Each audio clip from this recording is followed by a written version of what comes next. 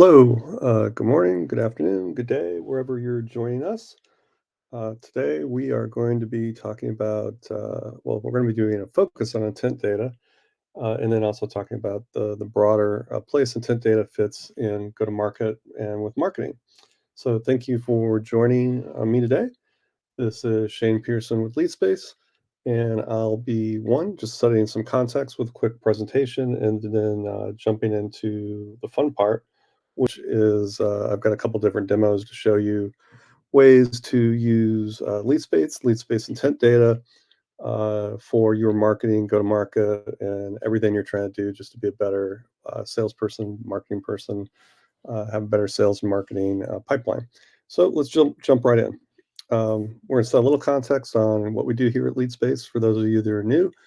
For those that are familiar with us or have definitely heard me speak in the past, some of this might be repetitive, but again, we want to set context on both where we fit in this space, what we do from LeadSpace, how we work with different technologies and partners, and most importantly, how to understand where intent data fits in your go-to-market and marketing stack and go-to-market.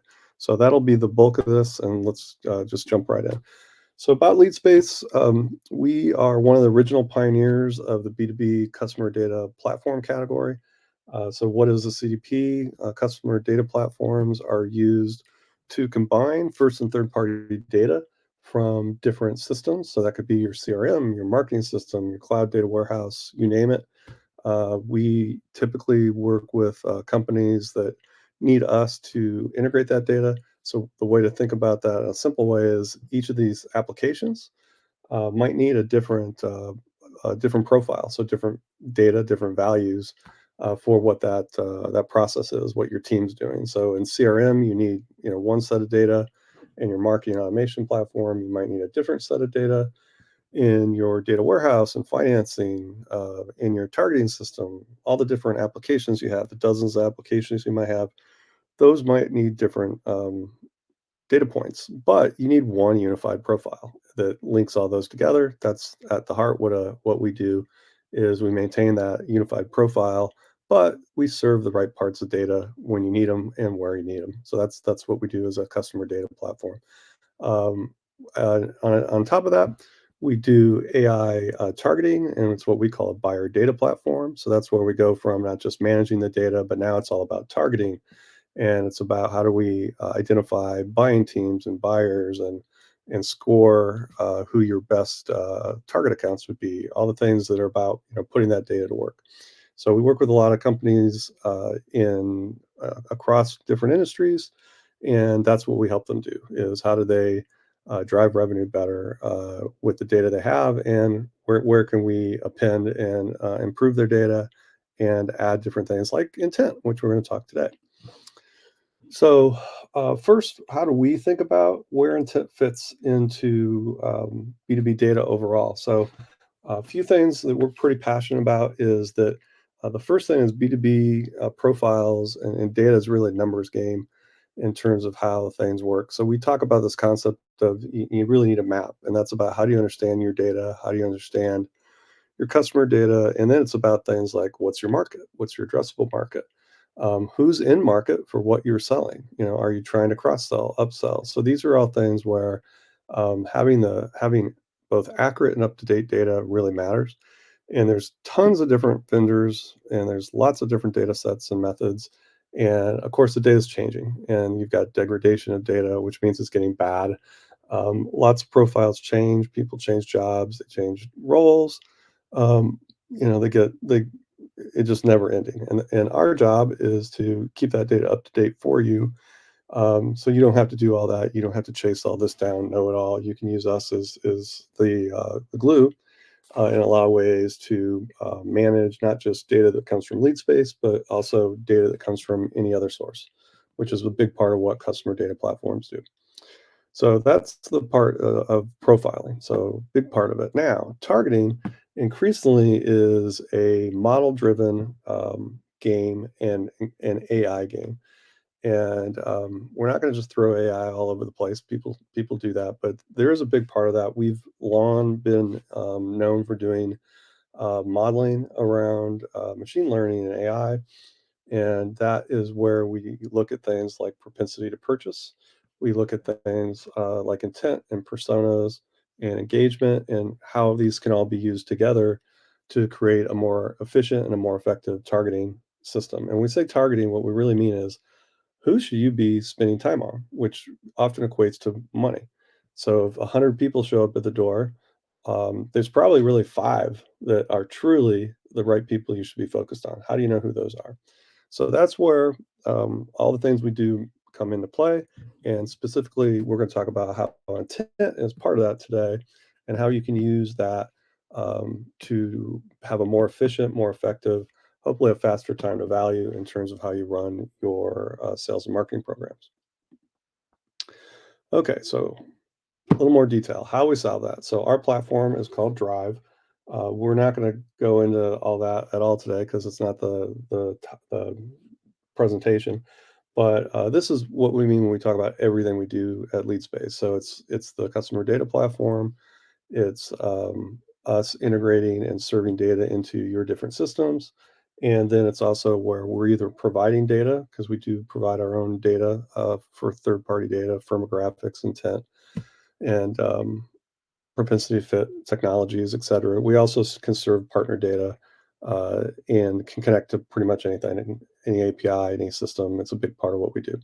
What we're going to focus on is really targeting and where intent falls under this. So we have this concept, revenue radar, which is our targeting system. And so we talk about this as a four-level targeting system where we have fit scoring, which would be the AI modeling around your buyers, like who are people that look like who you've successfully sold to in the past. And so that is propensity to purchase.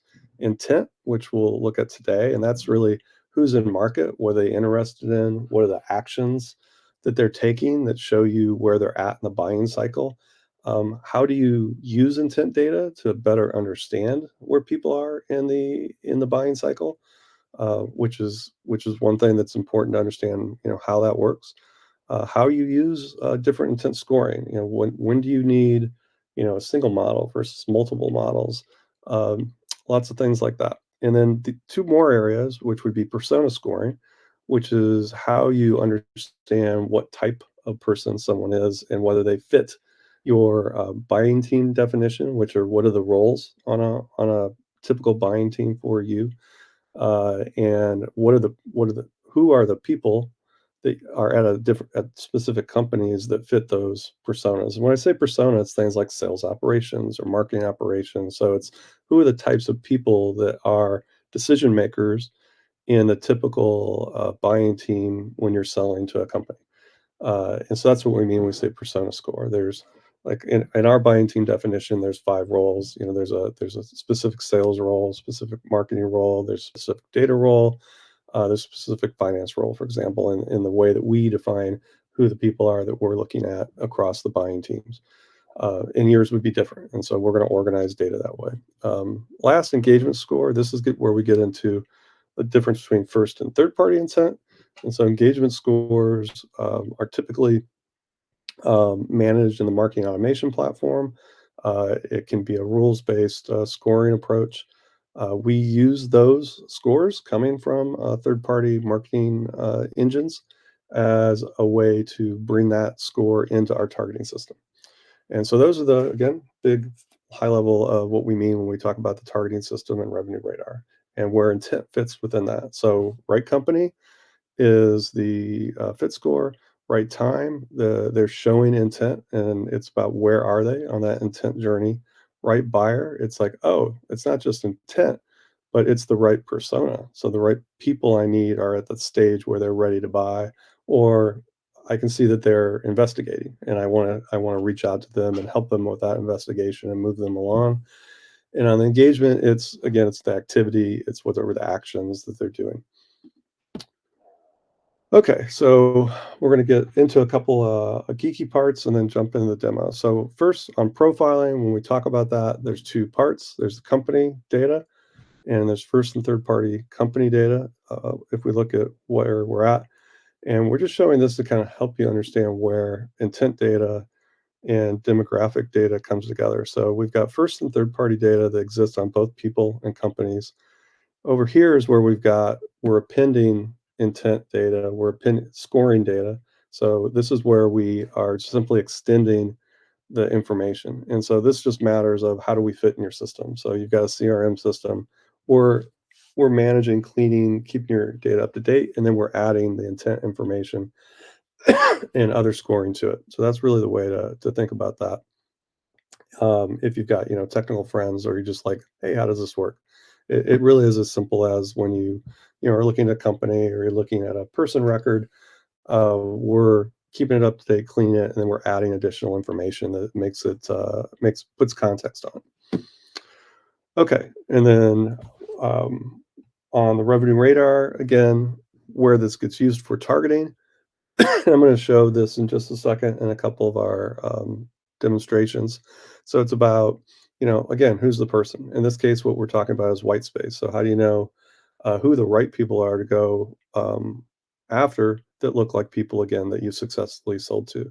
And so that would be an upsell or cross sell. And then the next one would be, sorry, an upsell cross sell scenario into your install base. So there's different types of targeting that goes with that.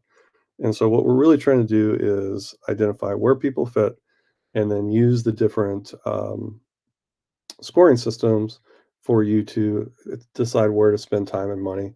And what we see with people is we have this calculation we call lift, and lift is really about what's the likelihood that any lead that comes in the door next that you're going to close. And the way I think about that, it's if an average deal that comes in, or lead, is a one, which means it's basically even. When you start scoring, what you see is we will see people with up to 6x lift, which means it's 600, six times the likelihood that you would close, that type of opportunity based on the company, the person, where they're at in their buying journey. Um, Typically, something like 5 or 10% of your leads actually would end up being the majority of your revenue. So not only can we tell you what the right ones to work on, we can tell you the ones you shouldn't spend time on because they actually have negative lift. In other words, you're less likely to close that based on what you've done in the past. So that is where the kind of the math and everything comes into play. So from how everything fits, and this is the last slide, and then we're jumping into the demo, is that when you look at a lead space and you want to think about the types of AI models and scoring we do, it's essentially the six pack of different areas. So it's understanding your total addressable and your serviceable markets. It's understanding what ideal buyers look like in those markets. And again, we're doing both first and third party data across all of these different models that we either generate, because we can do that straight from your data, or they're configurable and we can do that straight from your data. Then we have, again, the propensity to purchase, which is the fit score. And that's really simple. Us ranking everybody that's in your addressable market. And it's A, B, C, D. A's are the highest. Those are the ones you should focus on the most. As it goes down, we would say those are people that you should focus on in priority order. Personas, we mentioned, again, it's role. Are the people in the right role for who you should be targeting? Intent, we've been talking about. We're going to show it. Engagement, again, it's about first party intent, which is now it's the actions they're taking. It's what's the activity, versus intent is interest. What are their interests? And again, it's all the third first party data and the different data types we have. Okay, so now with that, what we're going to do is have three different types of demos to show you different ways that you can work with intent data, and that the way LeadSpace brings that together for you. So first, we're going to show you some of the tooling that we do in our LeadSpace Studio. I'm going to show you an Intent Explorer and a TAM Explorer. These are both just examples. We configure these as needed for individual customers, so they can have what they need to do their own work within marketing. Then we're going to show our 12-box targeting and how it works in Salesforce, where we've just got some reports that are showing the data integrated into a CRM system. Um, we can do this in multiple systems. We're just using Salesforce since it's very common that use case. And then we're going to show how you can use the lead space API for both enrichment and intent within Clay. And this is just to show how open and extensible we are. So you can work directly against our API. I've done this demo in the past, just with Postman, but Clay is something that comes up. And so, for people that have someone on your team that's like, hey, have you looked at Clay? Yeah, it's a nice integration tool. We can work with it. You can connect directly to our API for that. So with that, let's go ahead and jump into our demo. Just a second.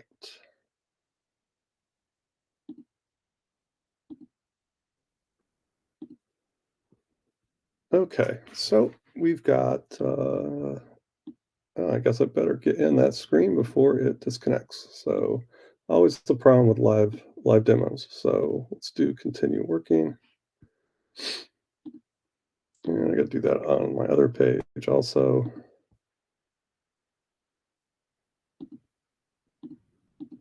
That's always the thing. It's okay. Everything else is running. So okay, we got everything refreshed, so it won't cancel on us. So what we've got here is just this is an intent viewer, and so we're not going to look at any of the other capabilities here within Studio today. We're going to just focus on this. But one of the things that we do is we've got the ability to publish out all kinds of different either custom or standard reports that we create. This is a weekly intent viewer. And this one's set up to demonstrate how we can work with TAM accounts. So what we've got is a list of accounts, and this is just a demonstration. So there's 112,000 companies that are identified. In this case, we've got the propensity scores as well as intent identified. And what we're just going to show is some ways that we could do this. So, for example, you could come in wanting to either look at specific topics or look at specific domains or intent levels. So, you might want to look at only high companies and or whatever. You can look at metro areas. What we're showing in this case for those that don't know, intent is like a big feed. So this is an example where we've got a little over 7 million distinct domains, about 12,000 topics, and about 500 metro areas in this intent sample. And this is kind of a typical weekly intent sample for people that haven't seen one. So what I'm going to do is just put in one company, and I'm going to put in 3M, and I specifically want to look at just 3M in North America. So I'm going to do 3M.com and 3M Canada, and what we're going to see is this is going to filter down, and it takes just a second because I'm doing this as a live demo for fun. And so it's got to go through that billion records, and now you can see we're going to go down to 41,000. But we've got our two distinct domains. We've got about now. Here's where it gets interesting, right? There's almost 10,000 topics that show up at a company this size, and of course, there's all kinds of metro areas that 3M is doing business. So here, what I'm interested in today, I'm just interested in intent because I want to talk to people about intent. I'm all about intent today. So I'm going to pick some of the intent topics that are specific, like general topics that are specific to intent. We also could pick like different companies show up under topics. Lead space shows up. Most vendors that you could think of show up. Partners of ours like Bombora show up as topics. So you can also look at really specific things, not just generic topics and categories. So now what we're seeing is when we did those for three specific topics, we've got 5 metro areas. So now if I'm a seller marketing person, I'm either doing campaigns or ABM marketing, this is where this gets really important because I just went from, I wonder if anybody at 3M is interested in what I'm selling to, hey, there's people that are interested in what I'm selling. And this is why the intent scoring is important. And different companies have different philosophies on this, but what you'll see is that what most people do is develop a way to use the scoring where they'll consider that people are in different stages of their journey. And so the way to think about that is if you're at a certain score, and we'll usually say things like if you don't have a methodology, you can start with something like if you're up at anything from we're going to start 50 or even 1. But if you're below 70, then you're going to consider someone's in their learning phase, or they're out collecting information, gathering information, and they're kind of coming up with what is it they're trying to do. And then at some point, when they move up into the 80s range, now they're in a decision kind of basis. And so they're going from awareness to now they're trying to curate and make choices and who they're interested in. And then somewhere above 90, they're in buying mode. So they're actually, they're moving into buying mode. So that's why these scores matter when you see, different scores and different topics as far as where anybody's at. So what we would see here, and this is where like if I were a marketing or salesperson, I would be coming down and saying, okay, now I know who the different companies are that I might want to go specifically look at. It's who are my contacts in those companies. And again, this is just an example data set that we're using here to show stuff. So that's where all this comes up. So that's how you could use a general purpose intent explorer from us. Now let's look at a TAM tool. And the way this would be used is, again, it's similar to what we had before, but now what we've got is a more developed TAM tool where what we're looking at is in this data set, we've got, what was it? Yeah, about 16,000 companies that are set up. And again, it's a total addressable market for this example. And what we're showing is both target accounts and white space. So again, if we come down here, and the purpose of the map is to make it more interactive, so that you can kind of do your own investigation, curation. And so what we're default showing here is by state, what are the number of target versus white space accounts. And again, if I want to come up and start using intent, in this case, we've got 4 different models that are set up. And so we could go search by model and start to filter. Um, and in fact, we'll do that. So if we have on the marketing model, we're going to look for people that are showing intent for the topics that are within the marketing model.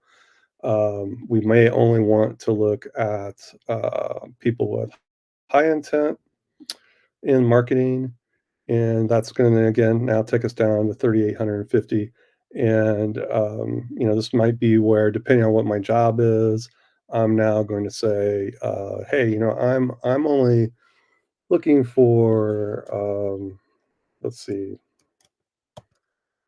I'm in the oil and gas industry, so I'm looking for people that are, doing drilling oil and gas wells. And I have no idea if anybody's going to show up on that. I literally just picked it. Hey, that's pretty cool, and you can believe me on that or not. But so we got Schlumberger. So Schlumberger is showing intent there, and they're in my TAM. And now maybe I want to go do something there. So again, this is just the way this one's set up. In this example, what we're also doing is we're pre-setting up the the segments for export. So if I go back, we won't do it to where it's that small. We'll do it for the 3,800. What we're doing is we're setting this up so that when we're doing the filters, it's creating 2 different segments for export for activation. This one is a marketing segment, so it's got specific information we need to go create audiences when we do deployment. This one has actually way more fields in it because it's set up for an export for data science for different information. And what we're able to do is just set those up and they can be auto exported, in fact, if we wanted to. So that's the first parts of our demo. Actually, that's probably where we're going to spend the bigger part of the time. So next, we're just going to move into Salesforce. And what you can see here is it's just Salesforce in all its glory. And what we're doing now is bringing the same information into this context.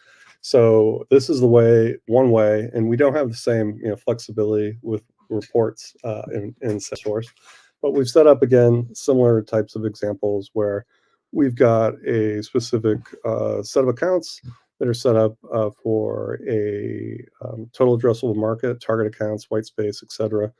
And then what we're doing, we're applying this targeting system. So we've got our propensity to purchase scores, and then again, this is intent. And so what we want to see is we're organizing and making this easier for, in this case, it'd be salespeople to come into this dashboard on a regular basis and just see what's here. And so this is at the account level, so they could come in and drill through or just look at whatever accounts they want. But what we really want is we want this heads up display where intent isn't this like mumbo jumbo, science project that somebody's doing. It should be part of their regular vernacular where they just understand what it means, how it's used, and that it actually works if you use it correctly. Another way we use intent, and so this is again a more of a business view of the way we were looking at the intent dashboard before. And what we've got is this heads up display where we're showing specific filters. So MOPS is marketing operations, SOPS, sales operations. We talked about those are a couple of our personas. Then we've got specific intent where based on the topics, we know people are looking at lead space specifically, like lead space is the intent topic and they're searching for it, or CDP. And then we've also got different types of customers, competitive um, intent signals that we're following. And so we want to know if one of our customers is looking at a competitor from an intent standpoint, uh, just so that our account team can know about it ahead of time. And that's another way that you can use intent. And so then if you wanted to click through on this, you could do that. And again, now we're going to get to the similar types of what we just saw. We toggle on the chart. It just has to come up. And again, same thing, right? Now we're in the details. So that's the way that our sales team uses lead space within Salesforce. So they can go into the our studio product that we just showed, but that's not what a lot of salespeople want to do. They want to hang out in the tools they're in. So that's where we can bring everything into Salesforce. This is a standard offering that we have. Okay, so now this next part is maybe more for the technical people or people who like to get their hands dirty. And so I'm going to show where we can be used within Clay. Uh, Clay has a very straightforward way to integrate any API. And so what I've got here is just an example where I've got some different data for company and people that I'm enriching. And all we're doing, I'm just going to show you, there's no, like, nothing crazy here. But what we've done is we've just set up our APIs. We've got several APIs for enrichment, for intent, and for discovery. And we're just setting these up. It's standard. It takes a few minutes. So if you're working with our APIs in any way, it's no different than setting it up in any other tool. And then what Clade has is this essentially spreadsheet kind of metaphor that sits on top. And so what we're able to do when we're again, this is more for the technical people, is what we're able to see is this is, now that we're hitting the API, this is just the response that's coming back. And we can, basically now use any of this information anywhere we want. So this is the enrichment data that's coming through along with scoring for the fit scoring comes through in this part also. Now we're going to look at intent. So the way our intent works is that we've got our intent API set up, and it's actually a callback URL, so it can be used for large loads and for different types of real-time intent use cases. And what we're then doing is we're bringing back the intent. So let's come down here. This was Akamai, and what we can see, so that's akamai.com. So then what we can see is we've got, in this use case, we've got 10 different models set up because we're running a couple different examples. And so I'm going to just show this one down here. And so here what you can see is this is a sales ops model that we're running. It's weekly cadence and all the data that's coming back. You can see that this one's showing high and all the number scores. And where this comes up is in this data that I'm putting together is I've got my different companies. I can see what the fit is. I can see what the intent level is. I can see now the metro areas. And then I can pull out whatever information that I want. And then the rest of this is enrichment information that we have. So the point of showing this is it's not meant to be a Clay demo. It's just meant to show how our platform is very open and extensible. And this is a tool that we know lots of people are interested in looking at these days. And we are pretty much plug and play with it, and it's easy to use. So what's great here is then once you've got the data in, you can use Uh, you can use the features of Clay if you want as a way to build custom applications, custom workflows, and incorporate all the different data that we're managing and integrating at LeadSpace. So it's a really nice plug and play type of example. So that is the end of the demonstration. And so with that, I just want to come back to I think the slide, last slide, and just summarize what we looked at today. So what I hope you take away is that intent data is one part of your overall go-to-market strategy and your data strategy. It's really important, but with context and using it along with additional data signals, we believe it can be even more effective. So you also can use with LeadSpace intent data in multiple ways. We are appending it for enrichment, which we were showing, but we can also give you just standalone intent tools that allow you to look at specific domains, specific topics, and come up or use that to develop your own go-to-market strategies.